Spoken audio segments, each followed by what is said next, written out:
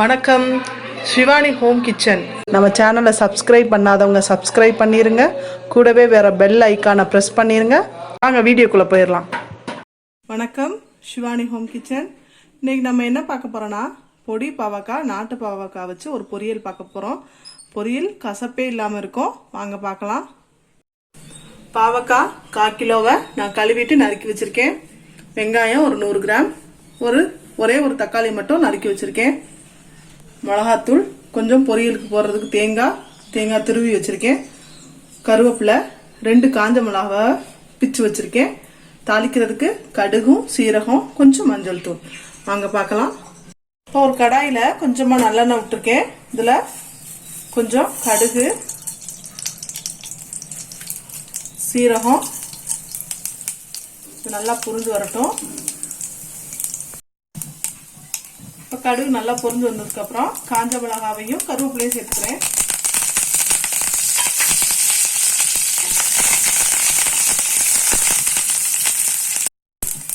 இப்போ வெங்காயம் கொஞ்சம் சேர்த்துக்கலாம்.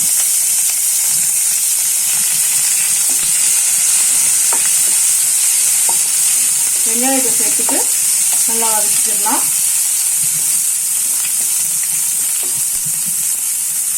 இப்போ வெங்காயம் ரொம்ப வதங்க வேணாம், லைட்டாக வதக்கி விட்டதுக்கப்புறம் நம்ம கொஞ்சம் தக்காளி சேர்த்துக்கலாம்.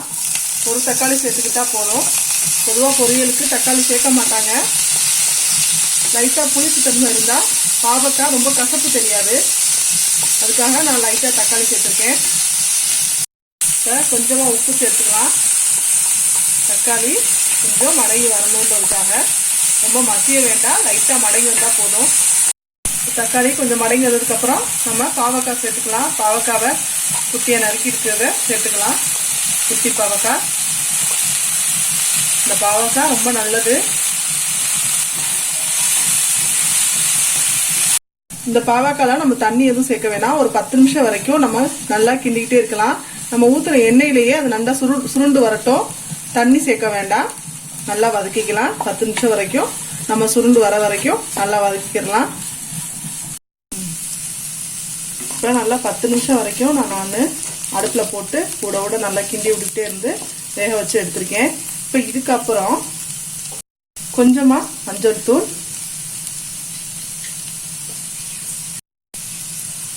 கொஞ்சமாக மிளகாத்தூள் உங்கள் தேவைக்கு ஏற்ற மாதிரி போட்டுக்கோங்க. நான் கம்மியாக தான் சேர்த்துருக்கேன். தேவையான அளவு உப்பு நம்ம தக்காளிக்கு ஏற்கனவே சேர்த்துருக்கோம், அதனால கொஞ்சம் பார்த்துக்கிட்டு சேர்த்துக்கலாம்.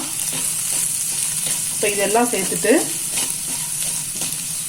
எல்லாத்தையும் நல்லா மிக்ஸ் பண்ணி விட்டுக்கலாம். இப்போ நம்ம தண்ணி சேர்க்க வேண்டாம். நம்ம எண்ணெயிலேயே நல்லா வெந்து வரட்டும். இப்போ பாருங்க, 10 நிமிஷம் வரைக்கும் நம்ம நல்லா வேக வச்சுட்டு அப்பப்போ கிளறி விட்டுட்டே இருந்தோம். இப்போ நல்லா வெந்து வந்துருச்சு. இப்போ கடைசியாக நம்ம கொஞ்சம் தேங்காய் சேர்த்துக்கலாம்.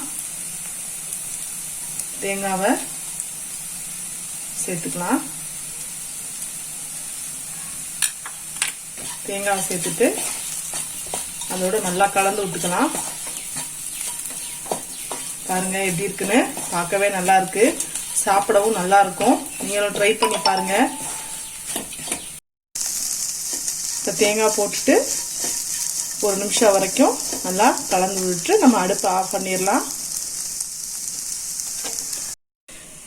பாருங்க, சூப்பராக ரெடி ஆயிடுச்சு. இதில் இன்னும் உங்களுக்கு டேஸ்ட் வேணும்னா நீங்கள் முட்டை சேர்த்து பண்ணலாம். நான் அந்த வீடியோவை இன்னொரு நாள் போடுறேன். நீங்கள் ட்ரை பண்ணி பாருங்கள். ட்ரை பண்ணி பார்த்துட்டு லைக் பண்ணுங்கள், கமெண்ட் பண்ணுங்கள், ஷேர் பண்ணுங்கள். மறக்காமல் சப்ஸ்கிரைப் பண்ணிடுங்க. கூட வர பெல் ஐக்கானை ப்ரெஸ் பண்ணுங்கள்.